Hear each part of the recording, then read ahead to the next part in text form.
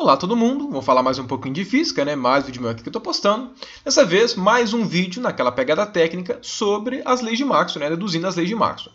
Nos vídeos anteriores, né? Deduzi tanto a lei de Gauss para o campo elétrico, em forma diferencial e integral, né? As duas eu deduzi, quanto também fizemos a mesma coisa para o campo magnético. Agora a gente vai passar para outra dupla, né, de leis de Maxwell, porque a gente vai demonstrar que são as duplas não relacionadas a fluxo, e sim integrais de caminho fechado. Para esse vídeo especificamente, né, iremos tratar da lei de Faraday, também conhecida como terceira lei de Maxwell, que é essa lei daqui, que fala a respeito da circuitação da integral de caminho fechado do campo elétrico, ou então de seu rotacional. Caso você não tenha visto os vídeos sobre a lei de Gauss, tanto do campo elétrico quanto do campo magnético, o link está na descrição e também vai ter uma tag aqui te direcionando, caso você tenha interesse de vê-los. Assim como eu fiz no caso da lei de Gauss do campo elétrico e campo magnético, a gente precisa colocar aqui as cartas na mesa, né, sobre os comportamentos do campo elétrico, para que a gente possa aí sim, né, deduzir a lei de Faraday. Então, bom, o que a gente sabe sobre o campo elétrico que vai nos permitir calcular, então, a lei de Faraday? Primeiro de tudo é o seguinte, o campo elétrico que a gente conhece até então, o campo elétrico que a gente já calculou, inclusive a lei de Gauss e tudo, é o campo gerado pela lei de Coulomb. E a gente sabe, através dele, que o rotacional do campo eletrostático, que é gerado pela lei de Coulomb, ele é igual a zero. Como é que a gente sabe disso? A gente sabe disso porque o campo elétrico ele é proporcional, né, ao vetor R sobre R quadrado. Aí aqui tem aquele fator Q sobre 4πε0.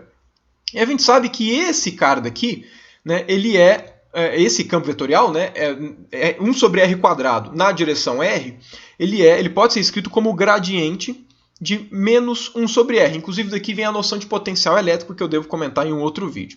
E a gente tem uma identidade, né, uma identidade vetorial, que nos diz que o rotacional de um certo gradiente é sempre igual a zero. Então, se a gente tem o rotacional de E o SE é o campo eletrostático gerado pela lei de Coulomb, então aqui a gente teria o rotacional de um certo gradiente de uma função. E isso daqui é identicamente nulo para qualquer função que você coloca aqui dentro. Então, só pela lei de Coulomb, se fosse somente eletrostática, a gente já teria a nossa lei de Faraday pronta, seria rotacional de E igual a zero. Entretanto, existem indicativos que nos mostram que o rotacional do campo elétrico não deve ser zero, ou seja, o comportamento do campo elétrico em movimento tem que ser diferente do campo elétrico em repouso. Né? E a evidência que nos mostra isso é como o comportamento da força magnética quando a gente troca de referencial. Qual que é a situação que a gente vai usar aqui para poder motivar, né, o aparecimento da lei de Faraday e de por que o campo elétrico ele tem que ser um pouquinho mais profundo, né, do que simplesmente a lei de Coulomb, ou seja, ele tem que ser diferente no caso de cargas em movimento.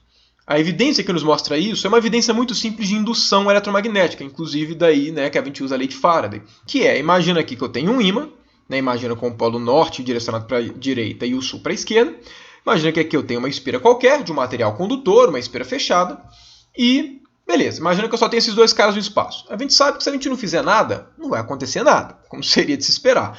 Mas, se a gente pega essa espira e nessa minha construção, por exemplo, a gente aproxima ela do ímã com uma velocidade v, a gente sabe necessariamente que vai surgir uma corrente nessa espira. Né? Por que a gente sabe disso? A gente sabe disso porque existe um campo magnético na jogada. Então a gente sabe que esse ímã, né, o ímã na jogada vai fazer com que apareça um campo magnético. Esse campo magnético gerado pelo ímã ele atravessa a espira, ele interage com a espira. E a gente sabe que ao trazer a espira na direção do ímã, a gente sabe que, como essa daqui é uma espira de um material condutor, a gente sabe que existem diversos elétrons livres lá dentro. Então, fisicamente, nesse sistema de referência, do jeito que eu estou tratando, a origem da corrente que é gerada por quê? Porque existem cargas elétricas que estão no fio, que estão se movimentando, porque eu estou aproximando elas do ímã, então elas estão se movimentando, e por consequência elas têm uma certa velocidade. Como elas estão se movimentando numa região com campo magnético, elas vão sofrer uma força magnética. E a gente sabe que a força magnética tem a expressão, né? Como são elétrons que têm carga E. Ok? E vamos aqui ignorar o sinal, eu, por enquanto estou só motivando a coisa, mas enfim, cargas com valor E, né, com carga E, objetos com carga E, vão sofrer uma força que vale E vezes V, VEC B, né, produto vetorial. Claro, né, essa força daqui, com essa velocidade, que é a mesma dessa, vai acontecer só no instantezinho inicial. Porque a partir do momento que essas cargas começam a se movimentar, elas vai aparecer uma corrente, a velocidade delas vai mudar, e por consequência também vai mudar aqui na expressão. Essa velocidade. Mas enfim, eu estou pegando aqui um instante inicial, logo que começou o movimento. Até aqui nenhum problema, a gente sabe que existe força magnética e tudo certo. Agora, o problema que a gente vê, né, a situação que a gente vê, que é necessário que o campo elétrico tenha um comportamento mais profundo do que só o da eletrostática, é o seguinte, a corrente acontecer, qualquer pessoa do universo, olhando essa situação, pode estar olhando do jeito que for, vai ver uma corrente aparecer, porque corrente é uma coisa mensurável. A gente mede corrente elétrica. Corrente elétrica é fácil de se medir, não tem erro no quesito de medição de corrente elétrica. A gente pode chegar e pensar o seguinte, imagina que eu mude de referencial. Eu não quero mais observar essa situação desse referencial. Eu quero observar no referencial da espira. Ou seja, no referencial da espira, ela está parada e quem está em movimento é o ímã. Com qual velocidade? Com a velocidade v, naturalmente, porque se você troca de referencial, né, assim, se a espira estava com velocidade v em relação ao ímã, o ímã está com velocidade v em relação à espira. Agora, mesmo eu tendo mudando de referencial, eu vou continuar observando a corrente elétrica no fio, porque corrente elétrica, nesse sentido, não vai depender de referencial. As cargas estão se movimentando no fio, seja no sentido horário anti-horário, vai ser dado pela regra da mão direita, mas independente do sentido que elas estão se movimentando, elas estão fazendo um movimento circular. Eu andar para um lado ou para o outro não vai fazer a corrente mudar. Mas tem uma diferença muito grande quando eu vou para esse referencial, que a espira está parada e o ímã está se movimentando. No referencial que a espira se move, a gente sabe que a força que gera essa corrente é uma força magnética. Quando eu mudo para o referencial da espira, eu não posso falar que existe força magnética. Por quê? Porque nesse referencial, qual que é a velocidade das cargas? A velocidade das cargas é igual a zero. No instante inicial, obviamente. A velocidade delas é igual a zero. Elas estão paradas. Eu que estou aproximando o ímã. Se a velocidade é igual a zero, a força magnética é igual a zero. Porém, eu sei que tem alguma coisa forçando essas cargas a se movimentarem, porque elas não se movimentam à toa. Existe alguma força movimentando essas cargas. E essa força, necessariamente, ela não pode ser magnética, porque a força magnética depende da velocidade das cargas. Se é zero, não existe força magnética. A gente sabe que essa força que aparece, ela tem uma origem eletromagnética, porque é por movimentação de ímã. Então, se essa força não é magnética, nesse referencial, a única alternativa que pode fazer com que essas cargas se movimentem no referencial que a espira está parada, é uma força elétrica. Então, necessariamente, nesse referencial, a origem dessa corrente tem que ser por uma força elétrica. Então é assim que a gente motiva o aparecimento de uma força, de um campo elétrico que não seja de Coulomb. Porque esse campo só vai fazer sentido, né? A gente vai ver que o campo elétrico gerado por essa força, ele tem um rotacional diferente de zero. E por consequência ele é um campo de origem não eletrostática, como seria de se supor. É um campo elétrico que só faz sentido quando existe movimentação de carga. Como a lei de Faraday, né, envolve integrais de caminho, eu vou introduzir o que é o significado físico, mais ou menos, como é que a gente interpreta essas integrais antes de falar da dedução da lei de Faraday propriamente dito. Se você já sabe o que é uma integral de caminho fechado, tá, afim, só para a dedução, você pode pular para esse minuto aí que está aparecendo no vídeo. Caso você ainda não tenha uma familiaridade muito grande com essa estrutura matemática, eu vou pelo menos dar uma intuição do que ela significa, ok? Então vamos lá, começando a falar sobre então, a integral de caminho. Então, o que essa integral de caminho significa? Né? Ou seja, imagina que eu tenho um campo vetorial f. O que significa eu fazer essa integral? F dl, né, num caminho fechado. O que significa? A ideia é o seguinte, primeiro vamos considerar a situação sem caminho fechado. O que é integral de f dl? O que é integral de caminho? A ideia é o seguinte, imagina que você tem no espaço, imagina que aqui todo é nosso espaço, e que existe o campo vetorial f. Como existe o campo vetorial f, enfim, imagina que o f seja para cá nesse ponto, seja para cá nesse ponto, enfim, cada ponto do espaço, né, isso aqui é um campo vetorial, cada ponto do espaço vai existir o vetor f, naturalmente. Essa integral significa o seguinte, você pega dois pontos no espaço, né, esse aqui é a integral de caminho, então todo caminho tem um ponto inicial e um caminho final. Imagina, então toda vez que você tem essa integral f dl, você está fazendo integral ao longo de um caminho específico. Imagina que você queira fazer a integração ao longo desse caminho. Okay? O que significa essa integral? Essa integral significa o seguinte, dado um certo caminho, determine o valor do campo nos pontos do seu caminho. Então imagina que o campo aqui seja para cá, imagina que o campo aqui seja para cá, imagina que o campo aqui seja para cá, aqui seja para cá. Enfim, você vai pegando o campo f em cada ponto do seu caminho. Bom, para poder fazer essa integral, primeiro de tudo a gente tem que saber o que é esse dl vetor. Ele é um n escalar dl. Então o que é esse n, o que é esse dl? Para cada pedacinho do fio, de pedaço infinitesimal tamanho dl, a gente consegue associar um certo vetor, que eu vou chamar de n, que é um vetor tangente a esse pedacinho. Então, cada pedacinho de tamanho dl tem um vetor tangente a ele, que é o vetor n. Então, o dl vetor nada mais é do que o produto deles. Ou seja, ele é um vetor que tem o tamanho do pedaçozinho do segmento e tem a direção tangente a ele. Então, vamos lá. O que significa fazer um f escalar dl? Significa o seguinte, né? Nesse caminho, da mesma forma que você colocou para cada ponto desse caminho o seu vetor f, você também vai colocar os vetores que são tangentes a esse caminho, que são os vetores n, ok? Então, o que você vai fazer? Olha, para cada um desses, para cada vetor, você vai fazer agora o produto escalar. Agora, esse vetor daqui, que é o vetor n, né, que é o que está contido dentro desse dl vetor, ele tem módulo 1. Então, o que significa fazer esse produto escalar? Significa módulo do primeiro, módulo do segundo, vezes o cosseno entre eles. Ou seja, o produto escalar vai fazer nada mais do que pegar a projeção do vetor f tangente à curva. Então, o que esse produto escalar vai fazer? Imagina que o produto escalar dê esse resultado em verde. O que ele vai fazer é projetar esse vetor na direção da curva. Aqui a projeção dá 0, aqui a projeção vai dar esse cara daqui, a projeção aqui vai dar esse cara daqui. Então ele vai pegar o vetor f, que você está calculando essa integração ao longo da curva, você vai pegar ele, vai pegar a componente tangente à curva, vai multiplicar pelo tamanhozinho ali infinitesimal e vai somar todo mundo. Ok? Uma ideia de você somar o vetor ao longo dos caminhos. Por que a informação dele num caminho fechado é relevante para a gente?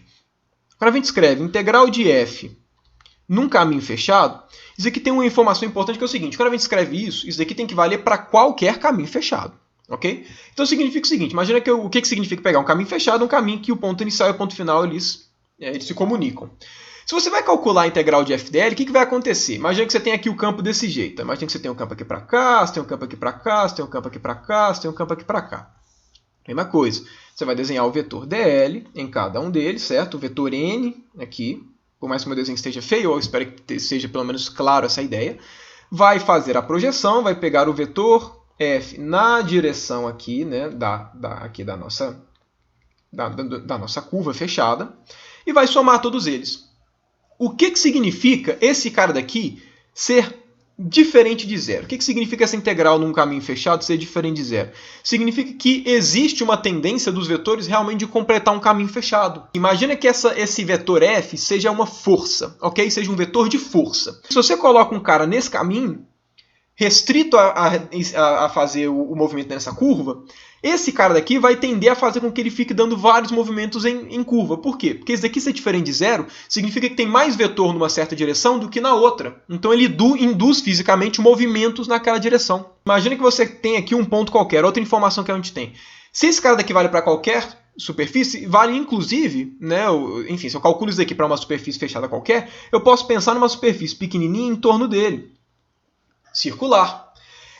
O que ela vai calcular, quanto mais próximo de um certo ponto a calcular essa integral daqui, mais ela vai passar a informação dos campos que são tangentes a esse ponto, que são circulares em torno dele.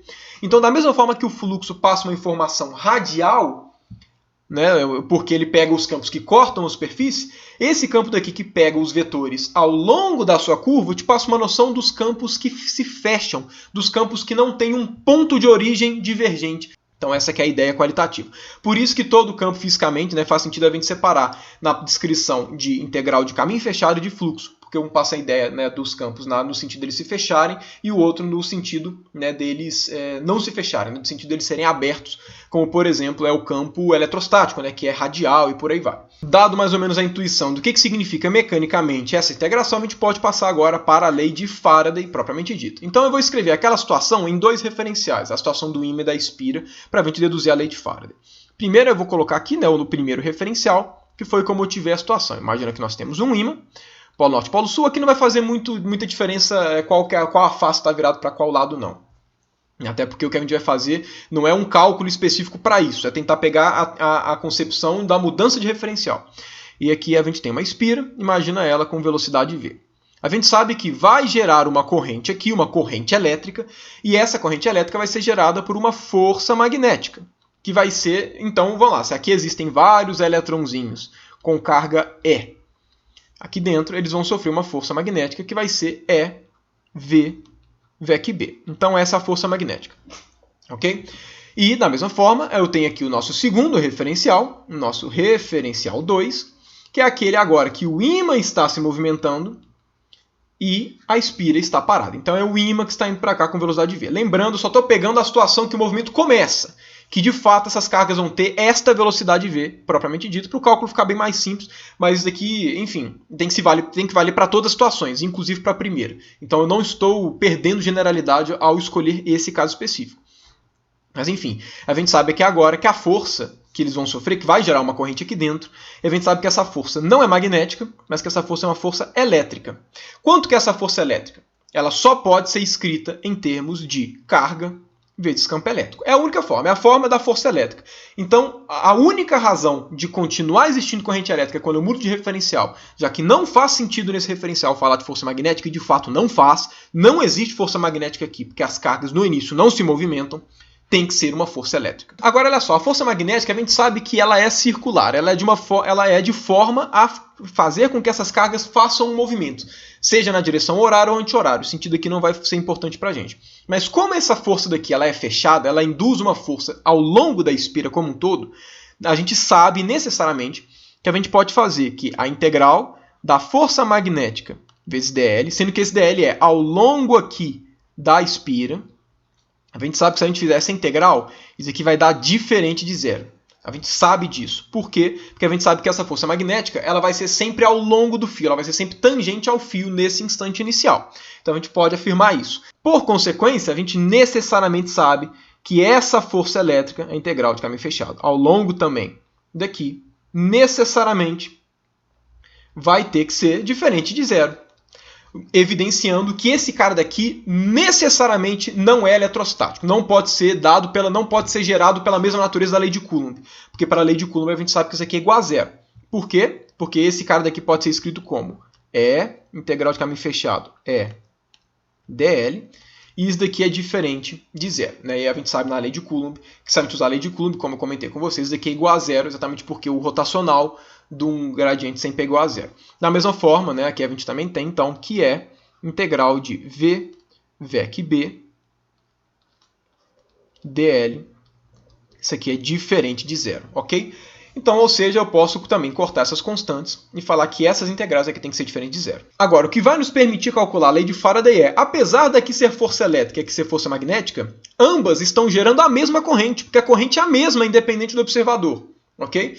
Ou seja, isso significa que, se eu calculo a integral de v vec b escalar dl no referencial 1, isso necessariamente tem que ser igual à integral de E dl no referencial 2. Então, apesar de não fazer sentido eu falar dessas duas forças no mesmo referencial, eu sei que se eu calcular isso dos dois referenciais separadamente, necessariamente vai ter que dar o mesmo valor. Por quê? Porque esses caras aqui são exatamente o que geram, no caso, o movimento, né? Isso aqui é exatamente o que a gente chama de força eletromotriz, Epson. A definição de força eletromotriz. Enfim, uma força eletromotriz, né, só para poder deixar a definição mais formal, ela é integral de força por unidade de carga dl. Necessariamente. Isso é a definição de uma força eletromotriz, ok? Sendo que então, ou seja, a gente também pode escrever como Fzinho dl, sendo que isso aqui é força por unidade de carga, é definição.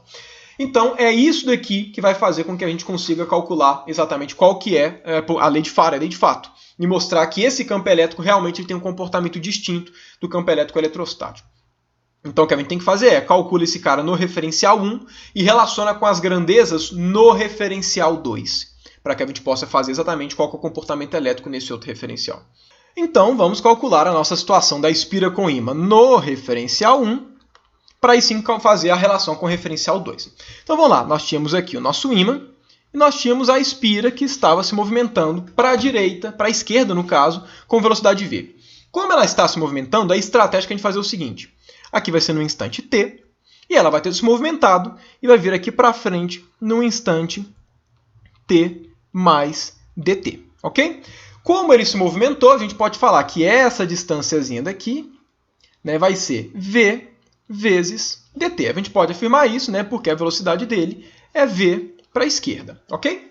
Então, beleza. Então, ou seja, esse cara daqui, inclusive, forma um cilindrinho que vai ser muito útil para a gente, como eu vou evidenciar aqui. Então, vamos lá. Primeira coisa de tudo. O que a gente tem que calcular no referencial 1 para poder fazer a associação com o referencial 2? O que a gente tem que calcular é o que a gente chamou de força eletromotriz, que é a nossa integral de V vec B escalar dl.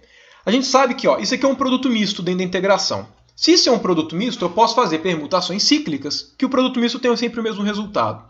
Então isso aqui é a mesma coisa aqui. Integral de dl, produto vetorial com V, escalar B. Então os dois têm o mesmo valor.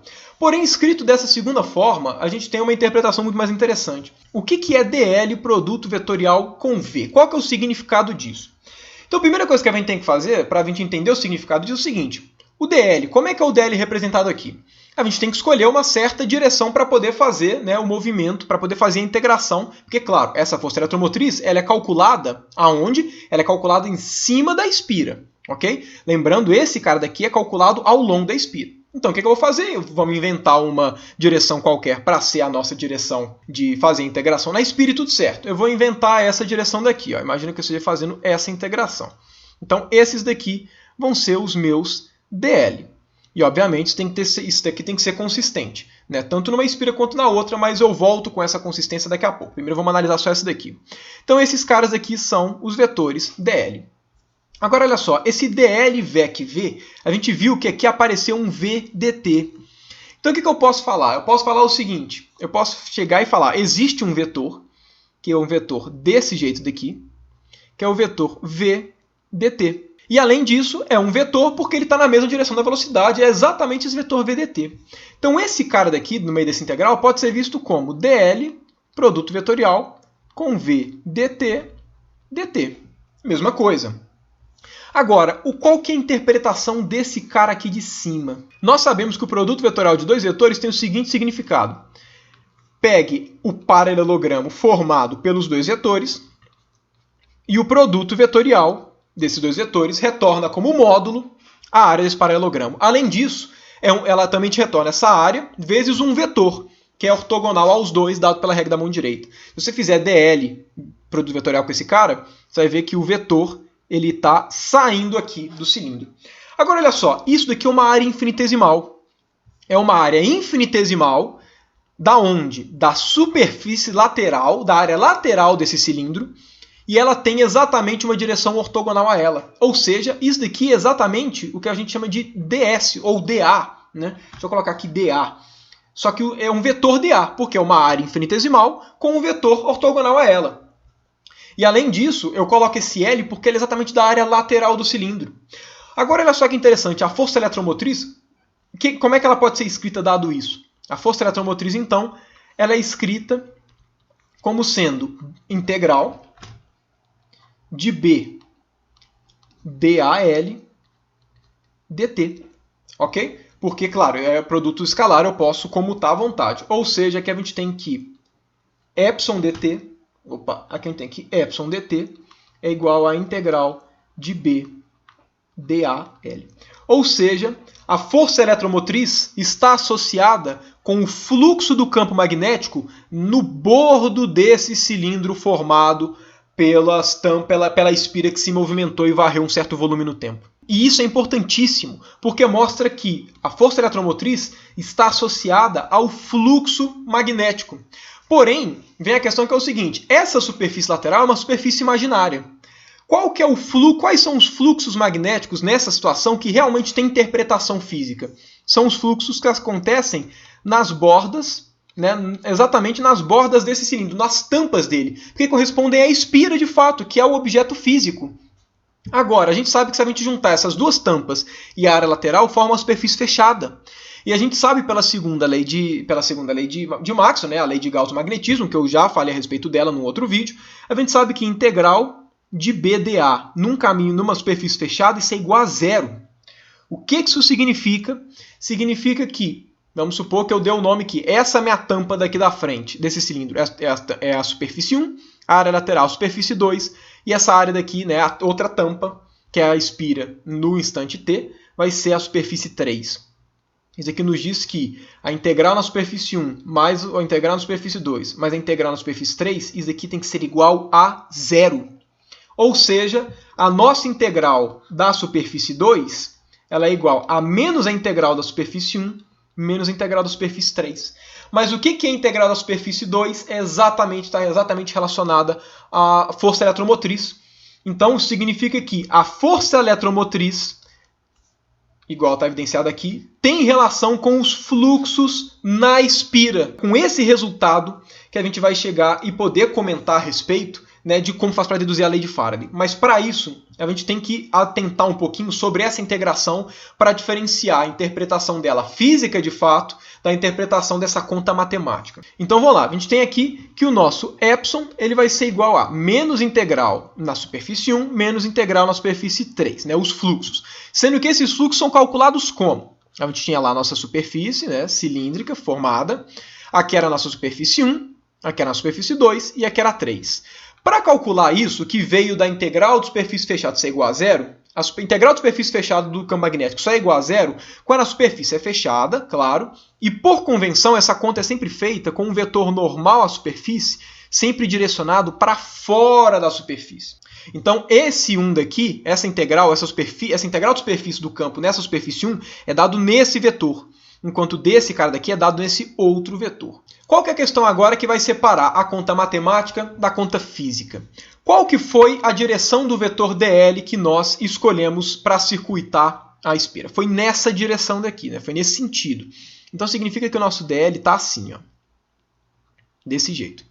Isso significa que se você fizer a regra da mão direita, né, isso significa que esse sentido ele define exatamente, né, naturalmente, um vetor normal nessa direção. E por consequência, né, como a espira é a mesma, e o tempo inteiro a gente está fazendo a integração sempre do mesmo jeito, obviamente, né, o caminho também ele é tomado para cá, também é tomado desse jeito.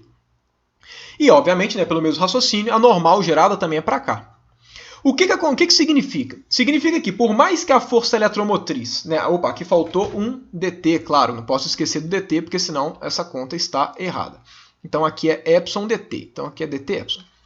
Então, quando eu escrevo epsilon dt é igual a essas integrais de superfície, a esses fluxos, eu estou calculando esses fluxos com relação à normal da superfície fechada.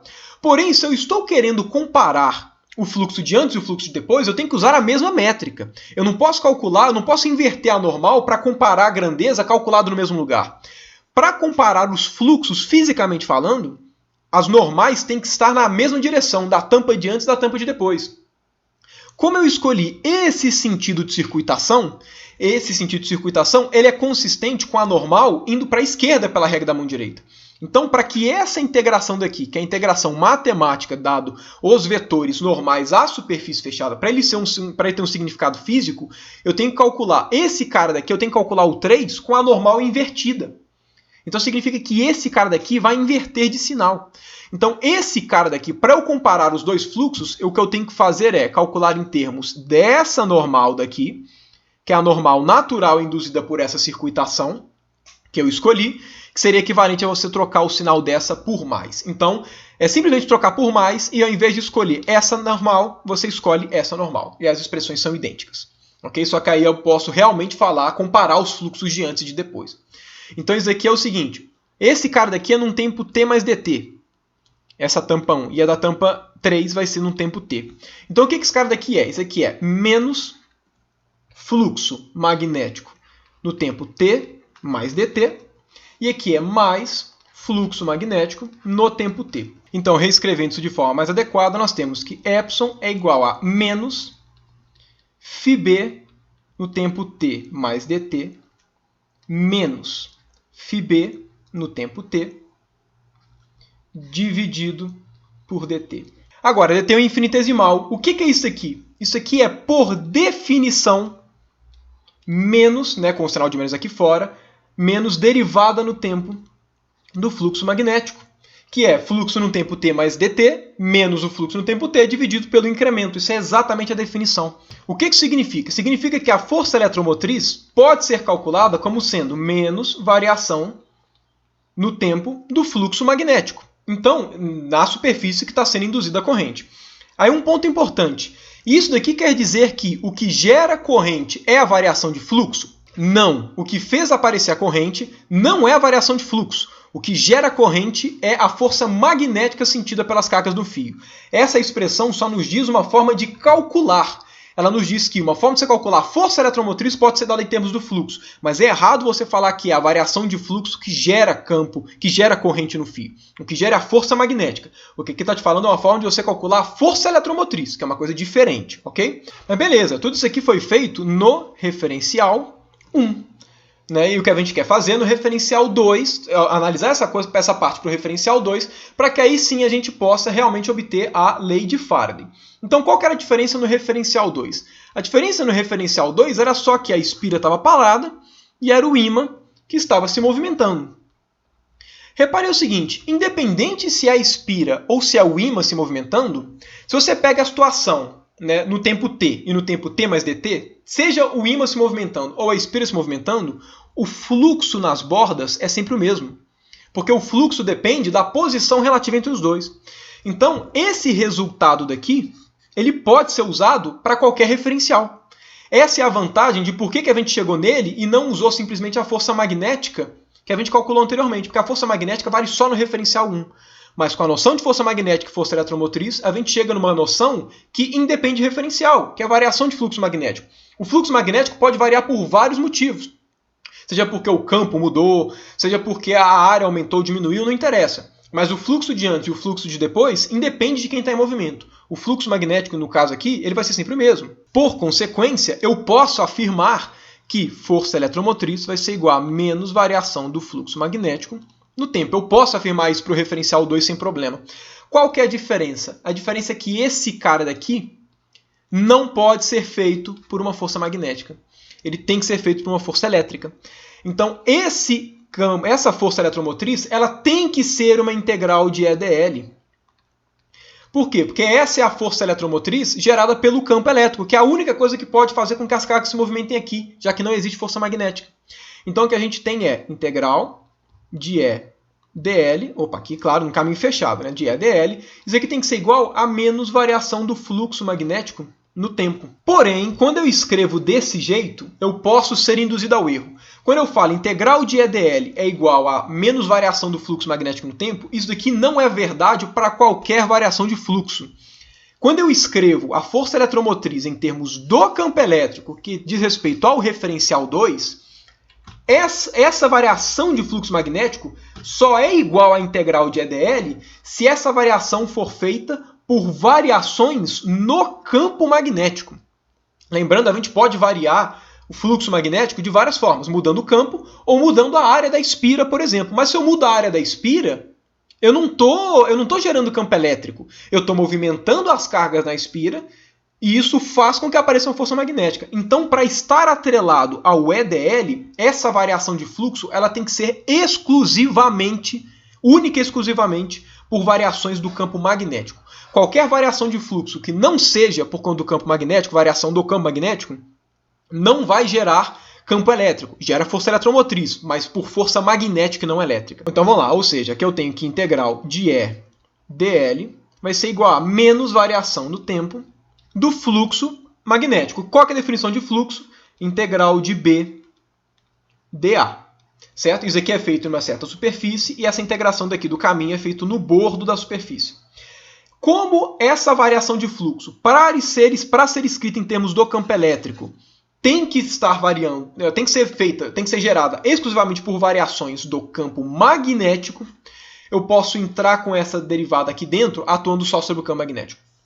E aí eu chego no que nós conhecemos como lei de Faraday, que é integral de EDL é igual a menos integral de dB dt. Lembrando que é derivada parcial, por quê? Porque essa grandeza, essa integral daqui está sendo feita no espaço. Então ela só depende do tempo. Mas quando eu coloco para dentro da integral, ainda não foi integrado no espaço. Então o que seria uma derivada total vira uma derivada parcial. Então vezes, né, escalar dA. Essa daqui, então, é o que nós chamamos de lei de Faraday. A lei de Faraday é atrelada exclusivamente na forma das leis de Maxwell, exclusivamente a variações de campo magnético, variações de fluxo geradas por variações de campo magnético. E o que a gente pode fazer agora é obter a forma diferencial, né, que a gente usa o teorema de Stokes. Então o que o teorema nos diz é que a integral de um certo campo vetorial f qualquer num certo caminho fechado, ok? Então imagina que aqui eu tenho um certo caminho fechado qualquer, que eu vou fazer a integração nele. Então essa integração ela é igual à integral do rotacional de f escalar dA. Ou seja, ele relaciona com a integral de superfície, só que em termos do rotacional. E aí, claro, se essa daqui é a minha superfície S, que eu vou escrever aqui, então esse cálculo daqui é feito no bordo do S. Dado isso, o que a gente faz? Integral de E dl é igual a menos integral de del B, del T, escalar dA. Ok? Agora, esse cara daqui é igual ao quê? Esse cara é integral de superfície do rotacional de E vezes no dA. E esse dA é o quê? É a superfície que é delimitada pelo contorno, que é exatamente a mesma que é calculada esse daqui, né? A variação do fluxo magnético.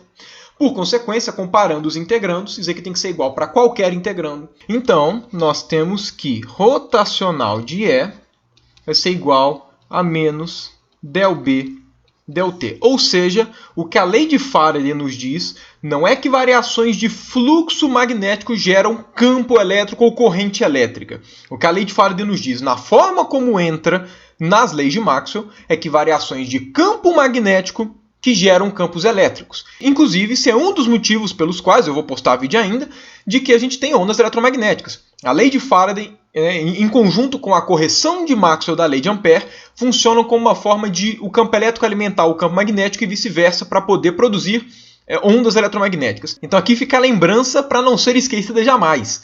Não são variações de fluxo que geram corrente. O que gera corrente é campo elétrico induzido por variações de campo magnético e não fluxo, ou força magnética por movimentações de carga em uma região com campo magnético. Então, só para deixar aqui uma do lado da outra, temos aqui também o nosso resultado de que integral de EdL é igual a menos variação do fluxo magnético, só que escrito em termos da variação do campo, que aí sim é o que nós chamamos de lei de Faraday. Mas bom, era basicamente isso que eu queria falar nesse vídeo. Então, se você gostou, não deixe de dar o seu gostei, certo? Se inscreva no canal e não deixe de ativar o sininho para não perder as notificações dos próximos vídeos, certo? Compartilhe com seus amiguinhos e, claro, comente aqui o que você achou do vídeo, esclareceu as dúvidas, tem alguma pendência a mais que você não tenha entendido? Use os comentários a seu favor. No mais, obrigado por você que ficou até aqui e até o próximo vídeo.